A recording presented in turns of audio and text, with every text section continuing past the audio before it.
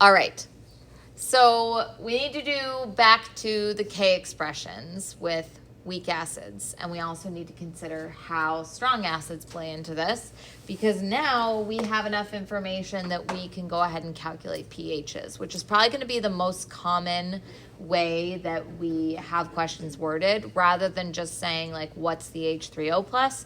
It's like, what's the pH of this solution?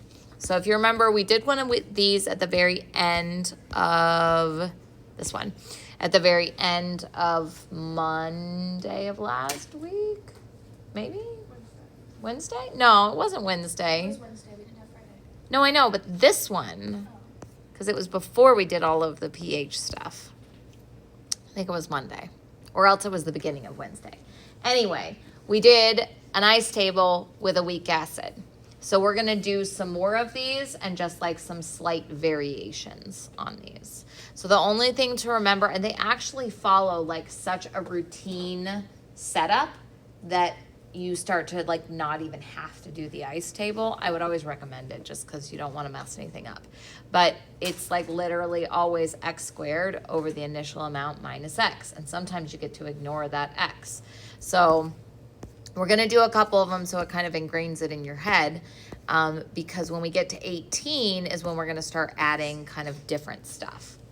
Okay, so the first thing I want to do is deal with determining H3O plus and pH for a K that's really, really big. Other way of saying that is a strong acid. Okay, so there's 6 strong acids. They're on your exam equation sheet. You need to be familiar with them, and they have very large Ks. So go ahead and if it's not obvious right at first, that's okay. It's helpful to struggle.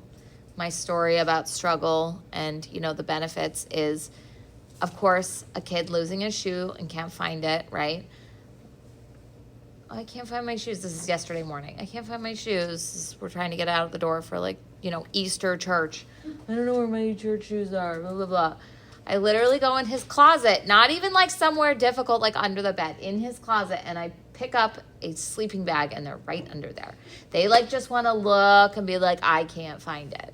So you might need to struggle, like you might actually have to pick up the sleeping bag. So give it a minute or two and don't just give up and think through how this one would work. Okay, so H3O plus and pH.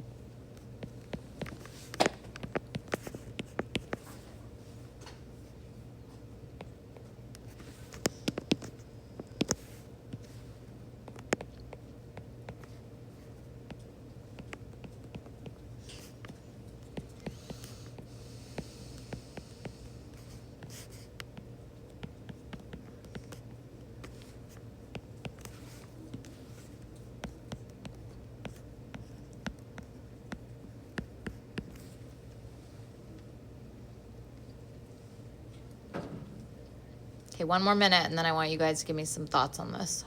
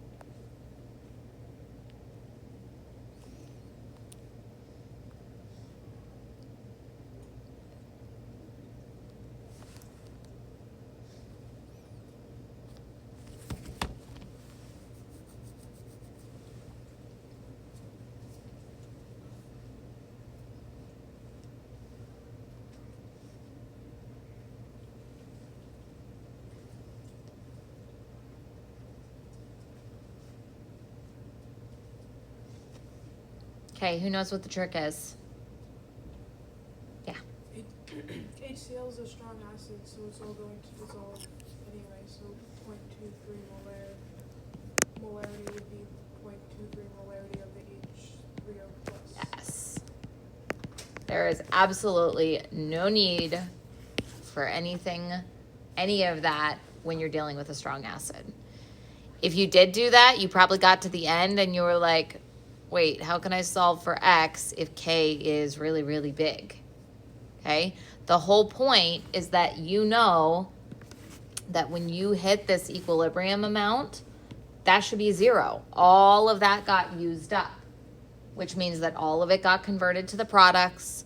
So the end amount of H3O plus is just equal to whatever you started with. Okay, so don't waste time. If you see a strong acid, just immediately say, okay, that molarity, that's how much H3O plus there is. Good? Okay, so pH, negative log of that.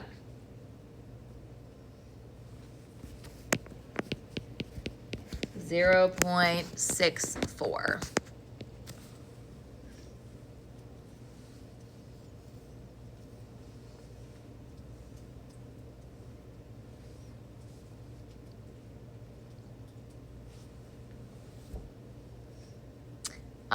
Have your 6 strong acid, list handy, or just memorize it. It's like 3 of them are HCl, HBr, HI. Okay, the others maybe you want to double check. It's HNO3, H2SO4, and HClO4. Okay, next one. You know it's a weak acid because they give you a K. I was looking at this earlier and I was like, how do you guys know that that's an acid? Well, it gives you a Ka, right? A Ka is an equilibrium of the acid. A Kb would be an equilibrium of the base. So this one is an acid. So go ahead and work through the long way, a nice table, and determine the H3O plus and the pH.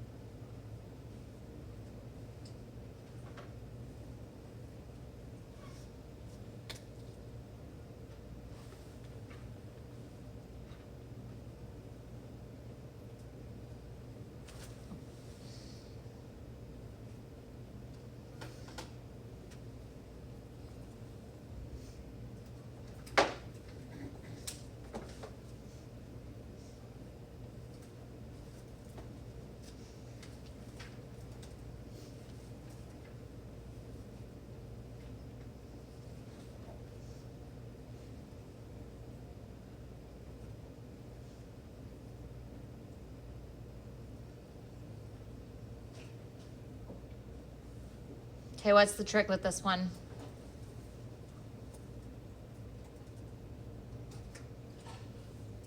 To simplify it, what's the trick? 10 to the negative 8th. So we got to get rid of that guy.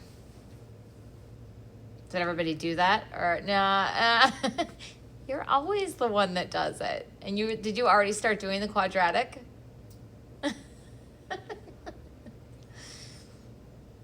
Is it because the k is so small? Yeah. So 10 to the negative 4th or smaller, you can pretty much ignore that minus x. And there are a ton of acids that have Ks that small.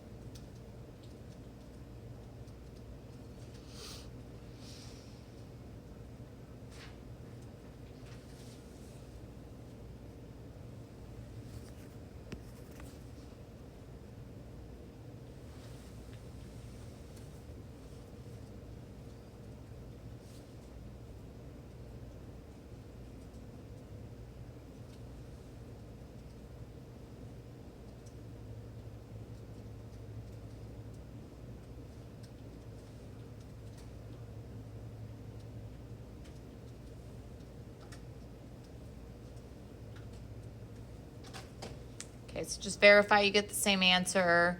So X is equal to H3O plus. That's the other reason why these are usually a bit easier, because, you know, a lot of the times in other problems in chapter 16, it would be like, what's the concentration of such and such? And you'd have to take that minus X, or you'd have to multiply it by 2 or something. We're almost always concerned with the pH. So we just look at the H3O plus, which is always equivalent to X, take the negative log of it. Now, it will get a little bit more complicated in 18. Somebody told me you guys already did a titration in lab. Was that recently at least?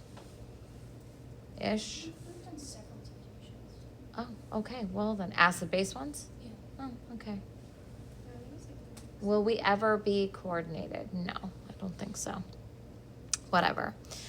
And then they always say, like, you should have learned this in lecture, right? You're like, no, we're not there yet.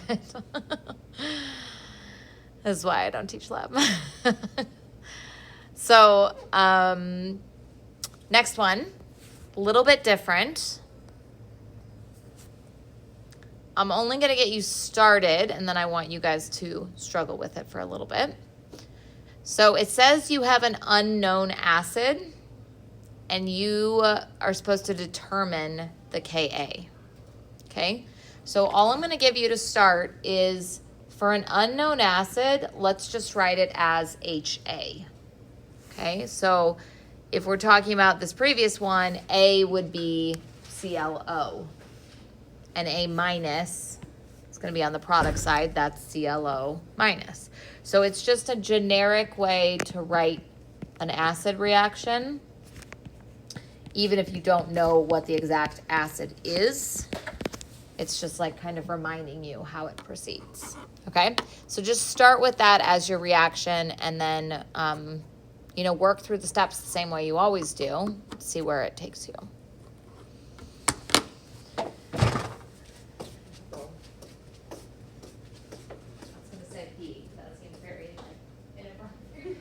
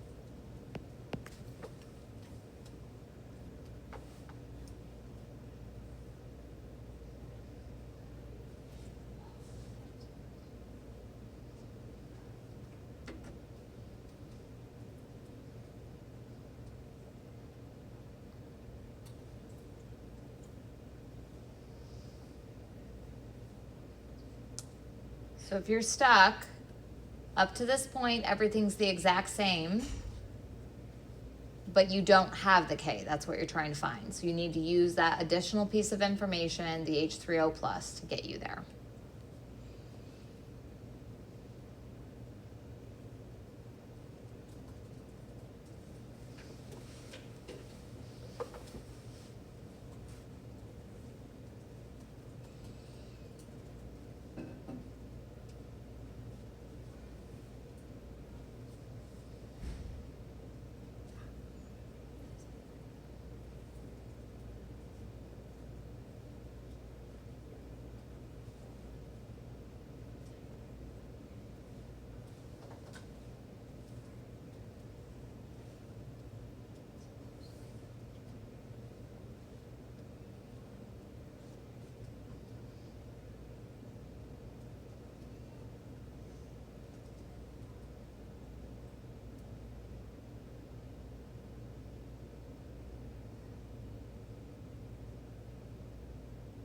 Okay, what's the trick?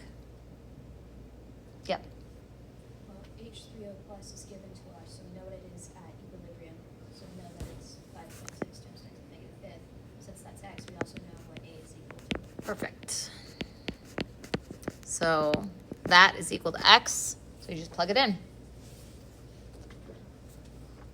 Now, because the x is so small, this won't end up affecting it, but you might as well, like, don't even worry about thinking through that, because, like, if it is big, you're going to have to include it, but, like, you don't, you know, you punch it in your calculator, it's going to come out the same answer. So just punch it in. It's not going to hurt you.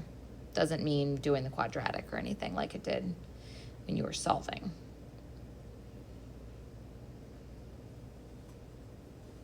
So if you haven't done that already, go ahead and do that.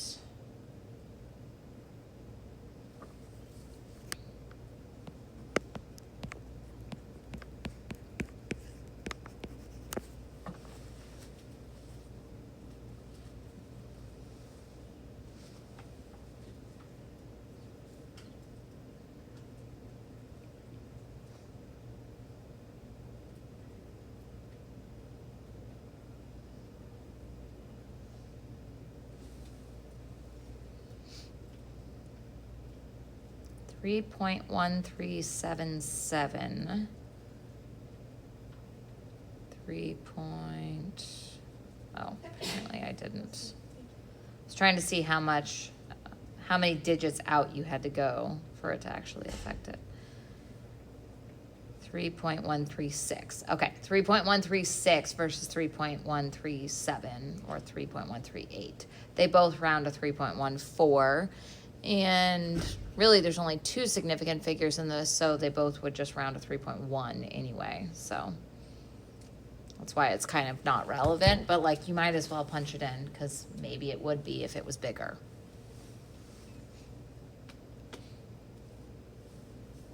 Okay. So just kind of another way to do it. I've seen a lot of these where they tell you the pH rather than the H3O plus. So like, don't let that throw you. If they gave you the pH, then you would just do 10 to the negative pH to get the H3O plus, which is equal to X.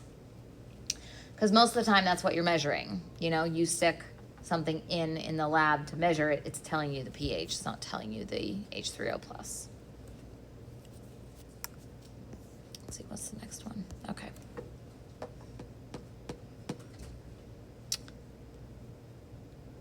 So the next one is looking at a combination of acids. So one of them is a strong acid and one of them is weak. And I want you to figure out the pH, figure out the H3O plus by thinking about them each behaving independently and then adding those together. Okay? So you're basically doing two different problems, adding up those, the H3O plus.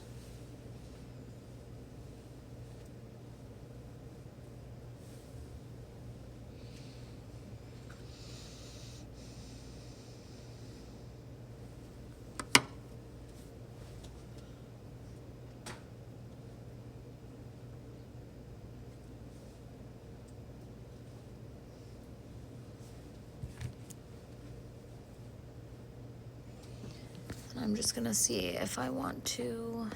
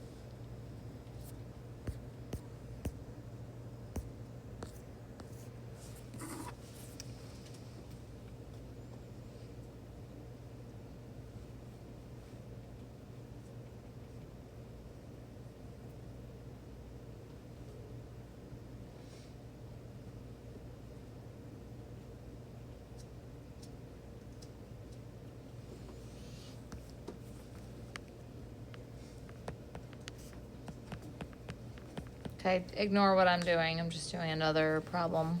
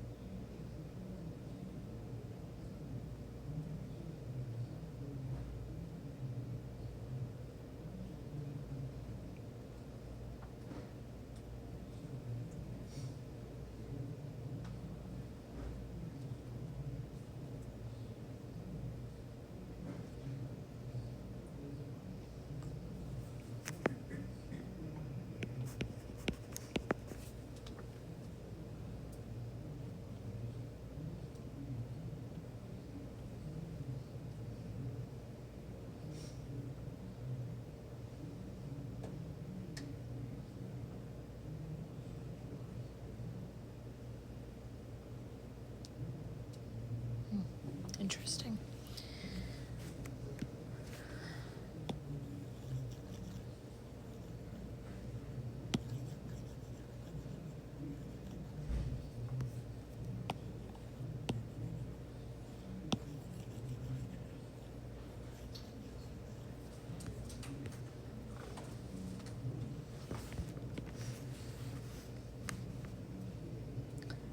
Not that I'm encouraging you guys not to use the ice table,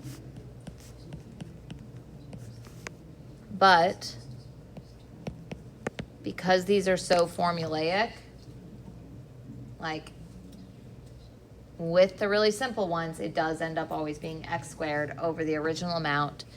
The question is just, do you need to include that minus x or not? Here we don't, because it's really small.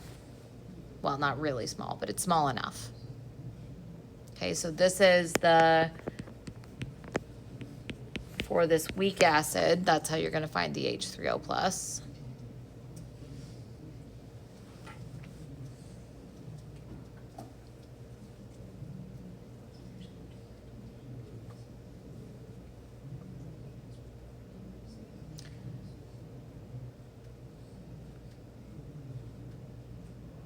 Did you guys hear the Pope died?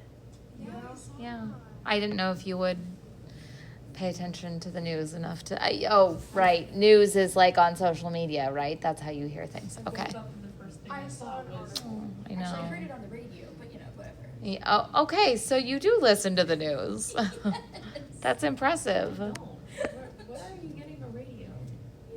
There's like on the podcast apps, you can listen to like NPR. Yeah. I mean, I just turn it on in the car, or I say, "Hey Google, play WESA." Oh, WESA is the local one, thank you. Yes, there you go. So I've been listening to WHRP, which is great and all, but I'm not living there anymore. I know. Well, to be honest, we do donate to WESA, but whenever they have like a membership campaign, I switch back to Philadelphia, WHYY, which is like the best NPR station ever. Because I'm like, I can't listen to your campaign. I already give you money. Like, I just can't handle you asking me every 5 minutes. They have like a pet drive in Virginia for theirs, so it's like What does that mean? when they're trying to like get money, they'll like you can call in for your dog or your cat, Really joking. That's ridiculous. Oh, it's so silly, but it's like, it's kind of funny, so it's enjoyable. Oh my gosh. Instead of asking for the money, Cassandra's calling in for Mr. Whiskers. And then you have like a cat. A dog just started following me on Instagram, guys. Oh my goodness. Congrats. I know. Dog with a- Bella of the Berg. Bella of the Oh my gosh, Yep. is that the one that like goes down to the strip and like poses with the pretty sidewalk? I mean, yes, She's like a maybe. little poodle. Yeah. Oh my god, I love her. We met her this weekend. Did you? Yeah. Okay. So I'll finish that comment after we do some chemistry. All right. So for the strong acid, like we said, all of that gets converted to H3O plus. So that 0.1 molar H3O plus comes from HBr. For the weak acid, we have to calculate it.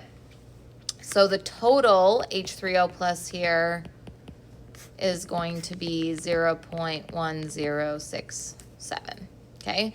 So even the weak acid being twice as concentrated, it still doesn't contribute a huge amount. I think if we do the pH calculation here, like if we just considered the strong acid, the pH would be 1. If we do it considering both of them, let's see.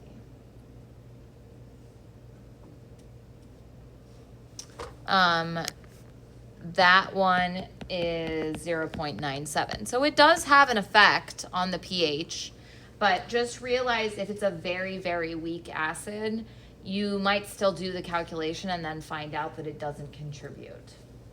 So it really just depends on how big the K is, whether you would have to consider both the strong acid and the weak acid. But if you had something where the K was like to the -8th, in all likelihood, the strong acid is going to override everything and you could just consider that. But you'll probably end up having to do the calculation to determine it. So figure out how much H3O plus they both add and then add them together.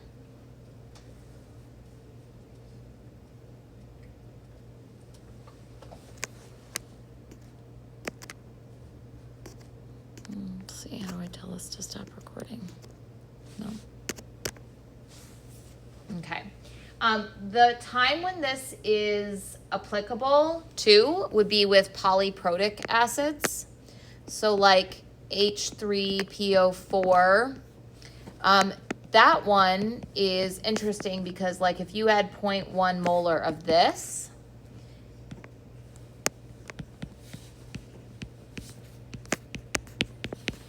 you would first look at that reaction and then you could even consider this reaction where yet another hydrogen gets donated. And in theory, you could go one step further and look at the next one.